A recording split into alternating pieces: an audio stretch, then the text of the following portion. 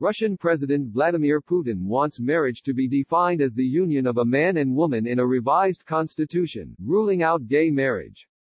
It is among several constitutional amendments proposed by Mr. Putin, which are set to be put to a public vote.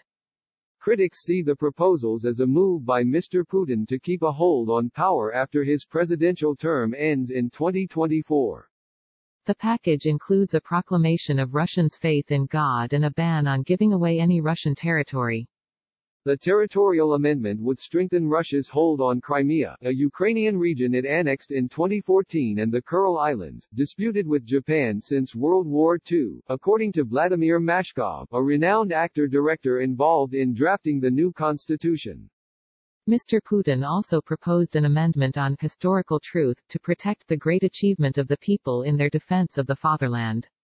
He has railed against what he sees as foreign attempts to diminish the enormous sacrifice made by the USSR in World War II. The defeat of Nazi Germany cost an estimated 27 million Soviet lives. Mr. Putin is in his fourth presidential term. He has been the dominant figure in Russian politics for 20 years.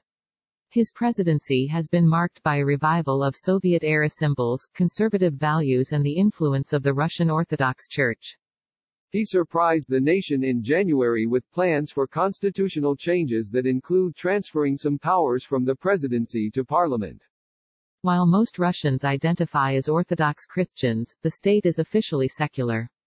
The current constitution dates from 1993, when then-President Boris Yeltsin was embracing Western democracy and capitalism. Mr. Putin's drive against Western liberalism has included a controversial ban on disseminating gay propaganda among young Russians. The ban, condemned by many liberals and the European Court of Human Rights, has been used to harass gay rights activists. The constitutional reform bill was approved by the Russian parliament's lower house, the State Duma, in January, and Mr. Putin's amendments were introduced in time for a second reading next week. The Russian legislature is dominated by Putin supporters. A public vote on the constitutional revision is scheduled for the 22nd of April, but before then it has to get final approval from Parliament and the Constitutional Court.